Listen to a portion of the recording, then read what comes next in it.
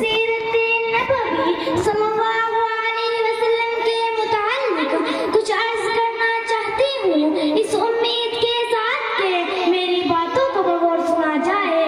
جب اسلام فاران کی چوٹیوں سے پھیلنا شروع ہوا تو آپ صلی اللہ علیہ وسلم اپنی روشنی سے دنیا والوں کو منور کرنے لگے تو باطل پرستوں میں خلبلی مچ گئی۔ ساری قوت و طاقت دل و دماغ نور اسلام کو بچانے میں صرف کرنے لگے۔ راستوں میں کانٹے بچھا کر، پتھروں سے دبا کر، تپتی ہوئی زمینوں پر سلا کر، آگ کے انگاروں پر لٹا کر، پھانسی کے پھندوں پر چڑھا کر، گھروں بار اجاڑ کر پیارے رسول اللہ صلی اللہ علیہ وسلم کی آواز کو دبانے کی کوشش کرنے لگے، مگر حق کی آواز روز بروز بڑھتی ہی جا رہی تھی۔ سن 7 محرم کا مہینہ ہے کہ مکہ کے تمام لیڈروں نے مل کر ایک میٹنگ کی۔ ابو جہل نے پوری قوم کو للکارا کہ غیر عرب ہو، جس کو آج ہم بچے کا خیل سمجھ رہے تھے، وہ آج ہماری عزت و آبرو کے لیے طوفان بن چکا ہے۔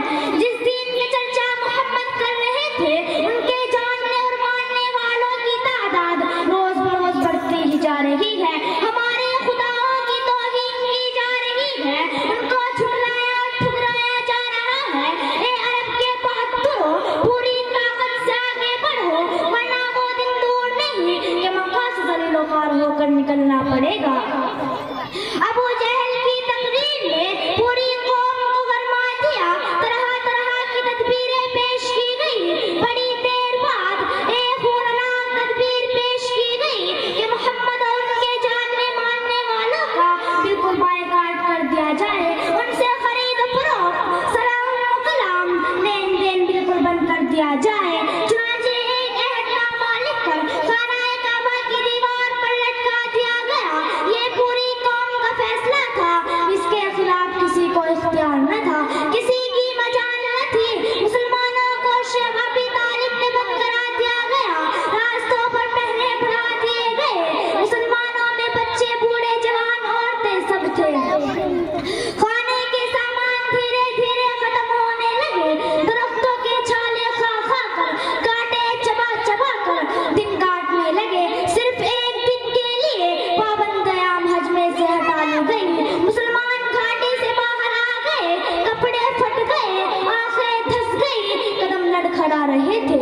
قربان جاؤں مسلمانوں پر کہ جن کی زبان پر کوئی شکایت ہی نہیں تھی۔ مسلمانوں کا خستہ حالت دیکھ کر کفار کہا لگا رہے تھے اور یہ کہہ رہے تھے کہ اے مسلمانوں، تم اپنے آباء و اجداد کا دین چھوڑ کر ہلاک برباد ہو رہے ہو، تم محمد کا ساتھ چھوڑ دو، ہم تم پر سے یہ ساری پابندیاں ہٹا لیں گے۔ مگر مسلمانوں نے جواب دیا کہ اے کفار، سن لو، ہم حق پا چکے ہیں، ہم دربار محمد میں اقرار محمد کر چکے ہیں، ہم پر اسرار محمد کھل چکے ہیں، نور محمد سے ہم فیضیاب ہو چکے ہیں، گفتار محمد نے ہمیں محو کر دیا ہے، لہذا ہم طوفان سے ٹکرا سکتے ہیں، خون کا دریا بہا سکتے ہیں، آگ کے بستر پر سو سکتے ہیں، بھوک سے تڑپ تڑپ کر دم توڑ سکتے ہیں، مگر مصطفیٰ کی رسالت کا انکار نہیں کر سکتے۔